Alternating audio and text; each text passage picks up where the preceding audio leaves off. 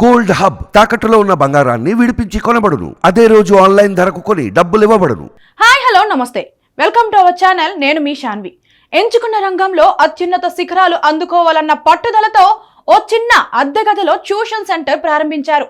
తమ విద్యార్థులు అత్యున్నత విజయాలు సాధించడంతో అనతి కాలంలోనే మంచి గుర్తింపు పొందారు.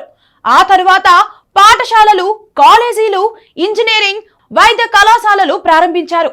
ఈ ప్రస్థానంలో ఎన్ని కష్టాలు ఎదురైనా అధిగమించారు. ఎదురైన కష్టాల్ని, ఒడిదుడుకుల్ని చిరునవ్వుతో ఎదుర్కొన్నారు. ఆ ఫలితమే దేశవ్యాప్తం విజయవంతంగా నడుస్తున్న నారాయణ విద్యా సంస్థలు. ఆ విద్యా సంస్థల అధినేత పొంగూరు నారాయణ. ఆయన వ్యక్తిగత రాజకీయ ప్రస్థానం మీకోసం. పొంగూరు నారాయణ 1956 జూన్ 15న నెల్లూరులోని హరనాథపురంలో జన్మించారు. నారాయణ తండ్రి ఓ ప్రైవేట్ బస్ కండక్టర్. దీంతో ఆయన బాల్యం చాలా పేదరికంలో గడిచింది. అయితే విద్యలో ఎన్నడూ వెనుకబడలేదు. ఆయన చదివిన ప్రతి క్లాసులో ఆయనే ఉత్తమ విద్యార్థిగా ఉపాధ్యాయుల మన్నలు పొందారు. కాలేజీలో చదివేటప్పుడు ట్యూషన్లు చెప్పేవారు. చిన్న పిల్లలే కాదు, తన తోటి విద్యార్థులకు కూడా నారాయణ గారు ట్యూషన్లు చెప్పేవారు. ఆయన 1977లో పోస్ట్ గ్రాడ్యుయేషన్ స్టాటిస్టిక్స్ విభాగంలో శ్రీ వెంకటేశ్వర విశ్వవిద్యాలయం నుండి బంగారు పతకం సాధించారు. ఎంఎస్సి అనంతరం పిహెచ్డి చేశారు. ఆ తర్వాత నారాయణ గారు నెల్లూరులోని విఆర్ కాలేజీలో పార్ట్ టైం లెక్చరర్ గా పనిచేశారు. అప్పుడు ఆయన గంట పాటు పాఠం చెప్తే 6 రూపాయలు జీతంగా ఇచ్చేవారట. తాను ఉన్న రంగంలో అత్యున్నత శిఖరాలు అందుకోవాలని పట్టుదలతో ముందుకు సాగారు నారాయణ. కొత్తగా ఏదైనా చేయాలని అనుకునే ఆయన తన ప్రస్థానంలో ఎన్నో కష్టాలు ఎదుర్కొన్నారు. నారాయణ తన కోచింగ్ సెంటర్లో అతి కష్టమైన, క్లిష్టమైన లెక్కల్ని విద్యార్థులకు సులువుగా అర్థమయ్యేలా చెప్పేందుకు కృషి చేశారు. గణితాన్ని చాలా సులభమైన పద్ధతిలో చెబుతున్నారన్న విషయం ఆ నోట ఈ నోటా పాకి రాష్ట్రమంతా తెలిసిపోయింది.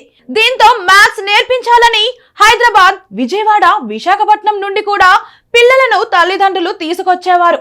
ఈ క్రమంలో గణితంతో పాటు ఇతర సబ్జెక్ట్స్ బోధించే ఉపాధ్యాయుల్ని తనతో చేర్చుకున్నారు.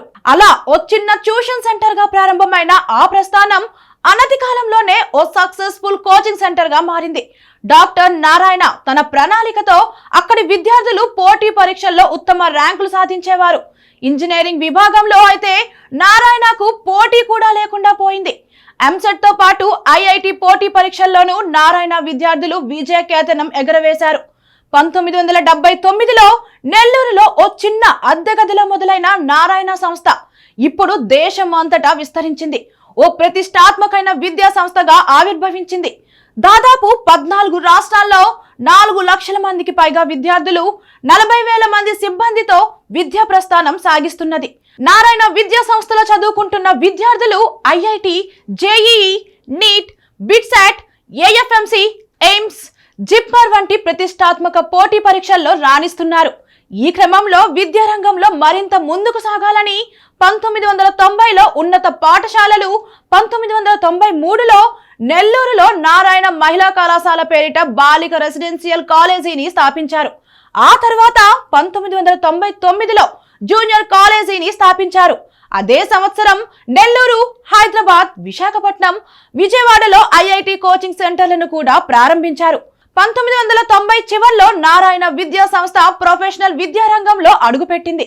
ఇక 1998 నెల్లూరులో, 2001 గూడూరులో ఇంజనీరింగ్ కాలేజీలను ప్రారంభించారు. అదే సమయంలో వైద్య విద్యపై కూడా ఫోకస్ పెట్టారు.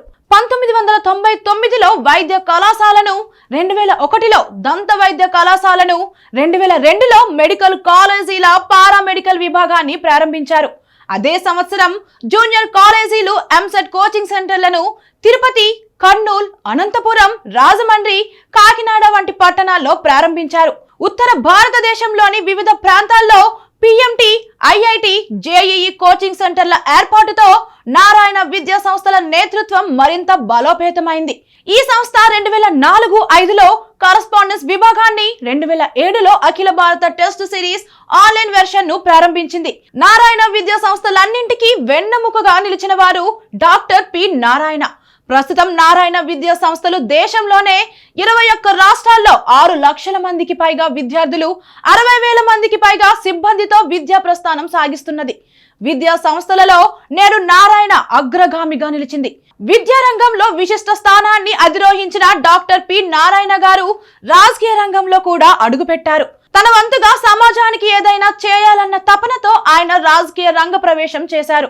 ముఖ్యంగా ఆనాటి ఆంధ్రప్రదేశ్ ముఖ్యమంత్రి నారా చంద్రబాబు నాయుడు స్ఫూర్తి, ఆయన పరిచయంతో నారాయణ రాజకీయాల్లో అడుగుపెట్టారు.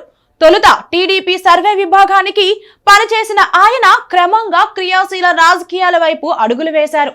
2004 నుండి 2014 వరకు ప్రతిపక్ష పాత్ర పోషించిన టీడీపీ పార్టీకి వెన్నంటి ఆయన చంద్రబాబు అధికారంలోకి రావడానికి తన వంతు కృషి చేశారు. 2004 నుండి 2014 వరకు ప్రతిపక్ష పాత్ర పోషించిన టీడీపీ పార్టీకి వెన్నంటి ఉన్న ఆయన చంద్రబాబు అధికారంలోకి రావడానికి తన వంతు కృషి చేశారు. అయితే కష్టకాలంలో పార్టీకి తోడుగా నిలిచిన నారాయణను చంద్రబాబు ఎంతగానో ప్రోత్సహించారు. 2014 ఎన్నికల్లో తెలుగుదేశం పార్టీ ఆంధ్రప్రదేశ్ లో అధికారంలోకి రావడంతో చంద్రబాబు నారాయణను మంత్రివర్గంలోకి తీసుకొని సముచిత స్థానాన్ని కల్పించారు. నవ్యాంధ్రప్రదేశ్ అభివృద్ధి ప్రణాళికలు రూపొందించడంలో ఆయనకు భాగస్వామ్యం కల్పించారు. అలాగే ఆంధ్రప్రదేశ్ మున్సిపల్ పట్టణ అభివృద్ధి శాఖలతో పాటు నూతన రాజధాని అమరావతి నిర్మాణంలో కూడా నారాయణ గారు కీలక పాత్ర పోషించారు.